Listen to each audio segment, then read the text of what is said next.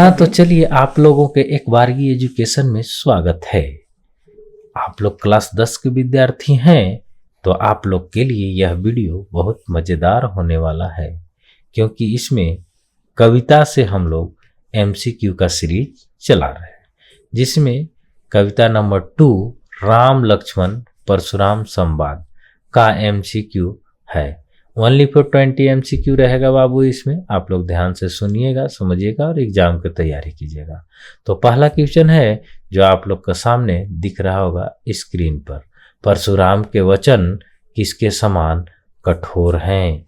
तो परशुराम का वचन बाबू वज्र के समान कठोर था।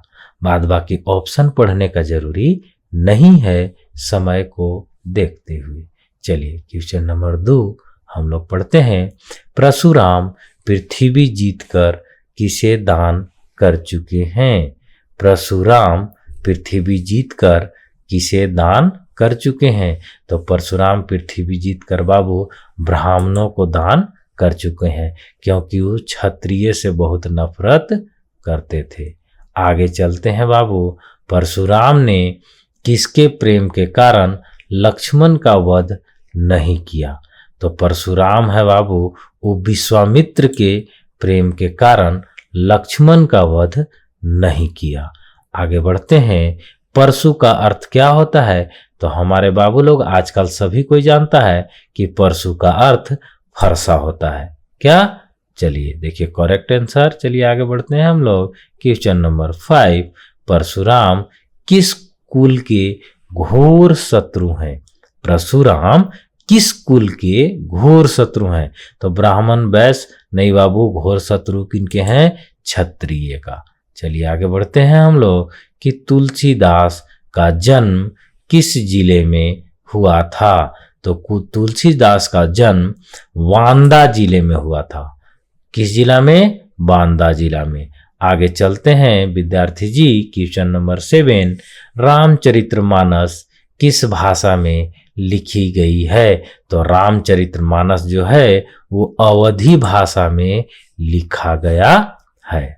आगे बढ़ते हैं हम लोग कि शिवाजी नहीं बाबू, शिव जी का धनुष तोड़ने वाले को परशुराम अपना क्या समझते हैं।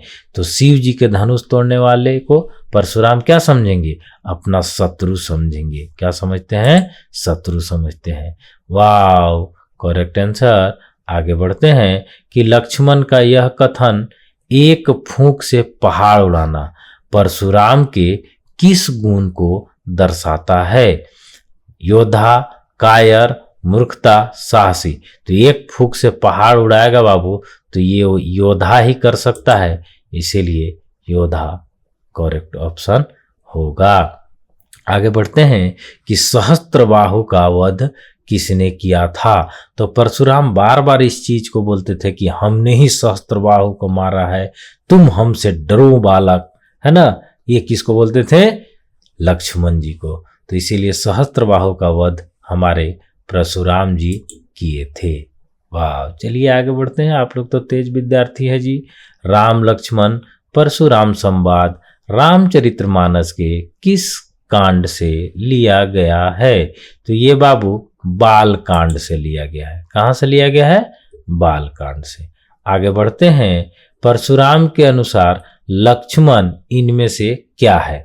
तो परशुराम के अनुसार लक्ष्मण इनमें से मूर्ख भी है, कुबुद्धि भी है और कुटिल भी है, क्योंकि परशुराम का डर उसको नहीं था और परशुराम को लगता था कि हम सबसे बड़ा योद्धा हैं, उपयुक्त सभी। वाह, आगे बढ़ते हैं।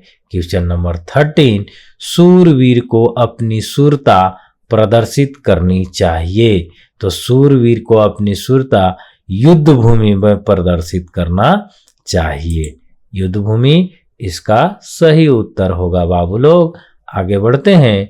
तुम तो कालू हाक जनुलावा पंक्ति में निहित अलंकार है। तो इसमें कौन सा निहित अलंकार होगा बाबू? उत्प्रेक्षा अलंकार। कौन सा अलंकार? उत्प्रेक्षा अलंकार। आगे बढ़ते हैं। परशुराम ने गाधी सूनु का प्रयोग किसके लिए किया है। तो परशुराम ने गाधी सीनु का प्रयोग विश्वामित्र के लिए किया है। आगे बढ़ते हैं। क्वेश्चन नंबर 16, राम लक्ष्मण परशुराम संवाद में किस छंद का प्रयोग हुआ है?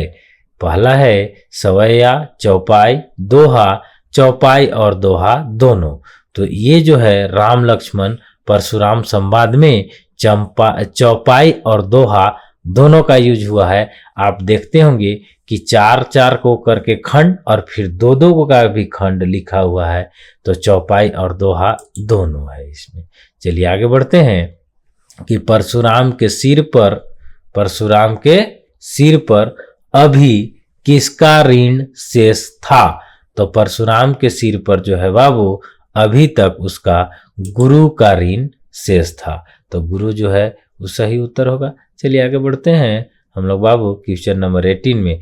लक्ष्मण ने ऋण चुकाने के लिए परशुराम से किसे बुलाने के लिए कहा? तो लक्ष्मण ने ऋण चुकाने के लिए, अब तो उसका गुरु रहेंगे नहीं, मर उड़ गए होंगे, इसीलिए कोई हिसाब किताब के जानकार को बुलाने के लिए कहा। क्या कहा? हिसाब किताब के जानकार को बुलाने के लिए। आगे बढ़ते हैं क्वेश्चन नंबर 19 में। लक्ष्मण के शब्द परशुराम के लिए क्या थे? माने यहाँ खाली स्थान है। क्रोध रूपी आग में जल के समान नहीं, वो तो और बढ़ा रहा था क्रोध। शीतलता प्रदान करने वालों के समान नहीं, जले पर नमक छिड़कने वाले नहीं, क्रोध रूपी अग्नि में घी किया होती। हाँ, यह वाला सही उत्तर होगा। चलिए बाबू क्वेश्चन नंबर 20 है और एक क्वेश्चन तो आप लोग के लिए रहता ही है। तो राम के वचन परशुराम के लिए क्या होगा? जल के समान शीतल, शहद के समान मधुर, और नीम के समान कड़वा और कड़वी ककड़ी के समान। तो इसका उत्तर आप लोग दीजिए और पढ़ते रहिए और एग्जाम की तैयारी कीजिए।